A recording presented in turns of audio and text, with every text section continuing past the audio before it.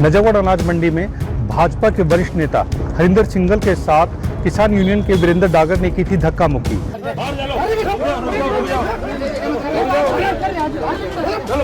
इस घटना के विरोध में सांसद प्रवेश वर्मा भी हरिंदर सिंघल के समर्थन में आए। अकेले हरिंदर सिंघल जी जो यहाँ पे लड़ते रहते, उनको यहाँ पे बदतमीजी करी। सांसद प्रवेश वर्मा जी ने दी थी खुली चुनौती। जो टिकट से टट्टू है यहाँ के, उनको धक्का किसकी माँ ने दूध पिलाया।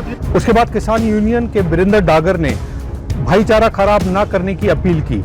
कहीं ना कहीं फील करो ताकि ये जो समाज में भाईचारा खराब ना हो। वीरेंद्र डागर के बयान के बाद हमने हरिंदर सिंघल जी से बात की और उन्होंने हमें बताया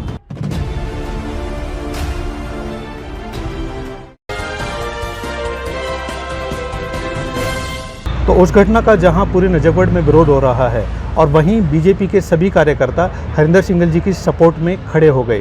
तो इसके लिए हम बात करते हैं हरिंदर सिंघल जी से। हरिंदर सिंघल जी, जो उस दिन घटना हुई थी उसके बाद एक पूरा क्रम चला, उसमें प्रवेश वर्मा जी द्वारा जो है खुला चैलेंज भी दिया गया, वीरेंद्र डागर द्वारा भाईचारा बनाए रखने की अपील भी की गई। तो आपकी क्या प्रतिक्रिया है? भाईचारा बना रहना चाहिए, मैं भी इस बात से सहमत हूँ, लेकिन किस कीमत पर?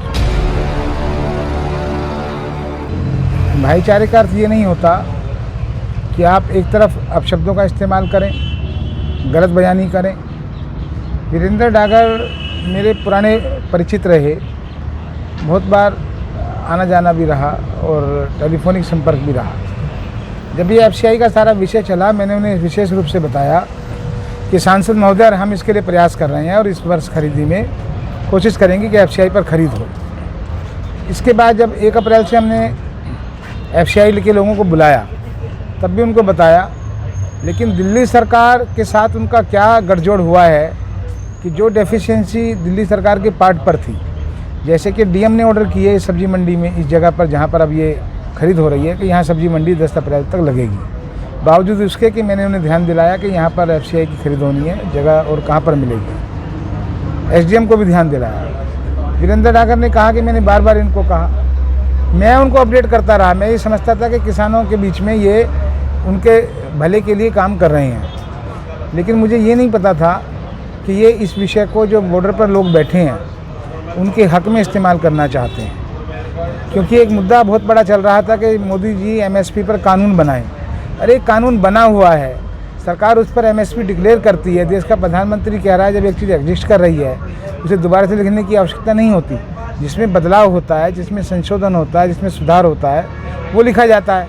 जो चीज़ हमने कुछ छेड़ी नहीं इस नए कानून में, और एमएसपी पर खरीद बदस्तूर जारी है, ये सर्टिफाई कर रही है ये बात।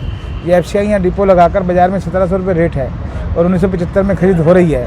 तो उस पर उनको स्वयं इस बात के लिए माफ़ी मांगनी चाहिए थी देश से कि हम जो ये लोगों को, लाखों लोगों को रोज़ परेशान करते हैं, एमएसपी के विषय को लेकर धरना दे रहे हैं, तो धरना हम समाप्त करते हैं।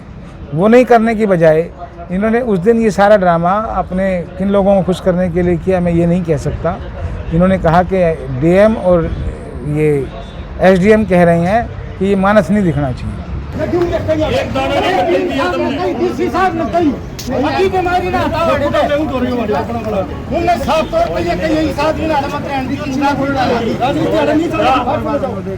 और ये किस सरकार चल रही है, किसके अधिकारी हैं, कौन व्यक्ति इनके साथ में गया जो एपीएमसी में भी पदासीन है, क्यों गया इनके साथ? ये वहाँ पर एसडीएम की माँ बहन की कर रहे थे, इनको आदत पड़ गई गाली गुफ्तार करने की, और उनके साथ एक व्यक्ति खड़ा था जो उस दिन भी यहाँ पर मौजूद थे।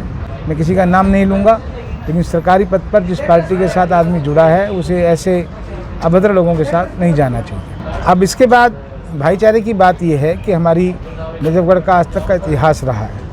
व्यापारी, किसान, कोई भी हो, हम राजनीतिक रूप से किसी भी जाति से हों, किसी भी वर्ग से हों, लेकिन कभी नजफगढ़ में आपस में ऐसा झगड़ा नहीं हुआ। चाहे कांग्रेस पार्टी के लोग हों, आम आदमी पार्टी के लोग हों, भारतीय जनता पार्टी के लोग हों, चुनाव में भी हम मिलजुल कर एक जगह बैठकर अपनी अपनी पार्टियों के पक्ष में वोट मांगते हुए भी एक दूसरे के साथ नाश्ता करते हैं, एक दूसरे के साथ खाना खाते हैं। ये बिगाड़ने का काम जिन्होंने किया उनको चाहिए कि सार्वजनिक रूप से माफ़ी मांगे। उस दिन मैं वो बाइट देख रहा था, उसमें उन्होंने कहा कि हरिंदर सिंघल भी गर्मी में था और वो भी गर्म था, हम भी गर्म थे। उस दिन जब यहाँ आया था, कहीं ना कहीं उसने गुस्सा करने की बात करी या अशब्द निकलवाने का काम किया। उस बात पे उसमें भी गुस्सा था, हमारे में गुस्सा था। मैंने कोई गाली गुफ्तार की हो, किसी के साथ धक्का मुक्की की हो, तो मैं सार्वजनिक रूप से उसके लिए माफ़ी मांगने को तैयार हूँ। भरी पंचायत में गंगा जी के बीच में भी जाकर मैं कभी सपने में भी किसी के बारे में अभद्र भाषा और अभद्र व्यवहार को नहीं सोचता। लोकतंत्र में इसके लिए स्थान भी नहीं है और सभ्य समाज में इसकी कोई जगह नहीं है। जिस तरह से सांसद परवेश वर्मा जी आपके समर्थन में खुलकर आए, उसको लेकर आप क्या कहेंगे? परवेश जी का हमारा पारिवारिक संबंध भी है, पार्टी का संबंध भी है। 1991 में साहिब सिंह वर्मा जी ने जब चुनाव लड़ा, मेरे पास आधी बाहरी दिल्ली का सारी व्यवस्थाएं थी, हिसाब किताब का। और हमारे यहाँ 2 ज़िले उस समय होते थे, महरौली ज़िला और नजफगढ़ ज़िला। नजफगढ़ ज़िले में कैशियर के नाते हमारे यहाँ खर्चा 55,000 रुपये और वहाँ का खर्चा लाखों रुपये में था। तब से जो संबंध साहिब सिंह जी से बना, ईमानदारी का, मितव्ययिता का, पार्टी के प्रति समर्पण का, वो जीवन पर्यंत लागू रहा। वो मेरे बड़े भाई जैसे थे, मेरे गार्जियन जैसे थे। और परवेश जी भी, क्योंकि पारिवारिक संबंध है, उनको दर्द हुआ कि मेरे पिताजी के साथ के व्यक्ति के साथ जो पार्टी के साथ जुड़े रहते हैं, इस प्रकार का अभद्र व्यवहार, मुझे लगता है उनको व्यक्तिगत पीड़ा भी हुई, जिसकी झलक नज़र आ रही थी।